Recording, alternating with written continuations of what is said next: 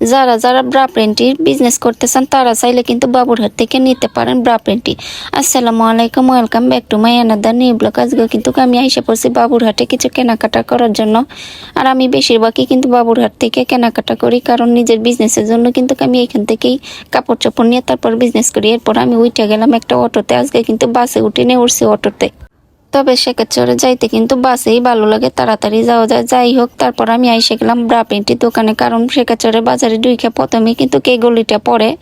আর এখানে কিন্তু প্রথমে একটা পরে ব্রা প্রিন্টির দোকান। ব্রা প্রিন্টির দোকান থেকে আমি কিছু ব্রা প্রিন্টি নিলাম, কারণ আমার ব্রা প্রিন্টি বিজনেস করার জন্য অনেক প্রয়োজন হয়। তাই কিছু সাইজ শেষ হয়ে গেছে, তাই সেই সাইজগুলো আগে নিতে আসলাম।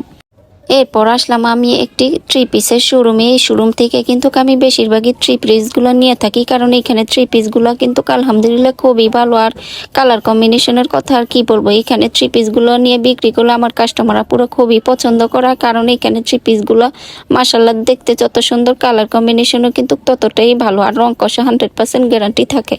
এরপরে লাল খিমারটা আমার পছন্দ হইলো। লাল খিমারটারও জিজ্ঞেস করলাম অন্য কোনো কালার আছে কিনা। ওনারা বললো যে অন্য কোনো কালার নাই, কারণ আমি যখন নিজে কোনো কিছু পরি তখন কাস্টমাররা জিজ্ঞেস করে যে এইগুলো বিক্রি করি কিনা। তারপর আমি শেখাচ্ছর বাজারে আইসা ঘুরতে লাগলাম, দেখলাম এইগুলো কোন দোকানে বিক্রি করে। শেষমেশাই সেই দোকানটায় খুঁজলাম, পাইলাম না। এরপর গেলাম আরেকটা থ্রি পিসের দোকানে, তারপর এই গুলিটাতে ঢুকলাম। আর আজকে কিন্তু রবিবার দিকে আশেপাশে বেশিরভাগ দোকানই বন্ধ, কারণ এইখানে দোকানপাট খোলা থাকে বৃহস্পতিবার থেকে শনিবার পর্যন্ত। আর রবিবারে কিন্তু বাইরে ফুটপাতে অনেক রকমের কাপড় চোপড় নিয়ে বসে ওনারা।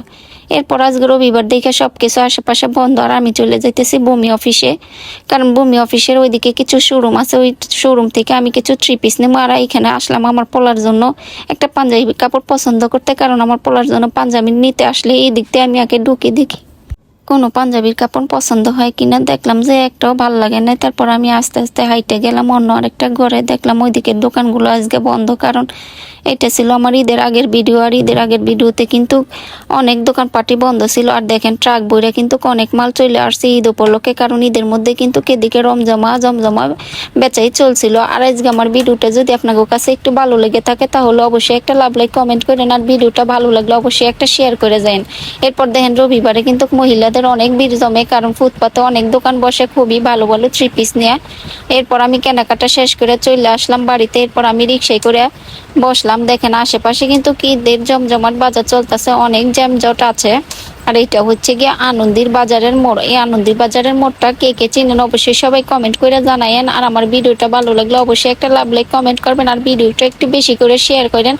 আমার পেজ থেকে কেউ দেখলে ভিডিওটা অবশ্যই পেজটা একটু ফলো দিয়ে যাবেন। আর টিকটক থেকে যারা দেখতেছেন তারা কিন্তু সুন্দর সুন্দর কিছু কমেন্ট করবেন, কারণ টিকটকের আপুরা অনেক সুন্দর সুন্দর কমেন্ট করে, যেটা পড়তে আমার কাছে খুবই ভালো লাগে। হয়তো আমি রিপ্লাই দিতে পারি না সময়ের কারণে, তবে ইনশাল্লাহ কিছু কিছু রিপ্লাই দিয়ে দিব।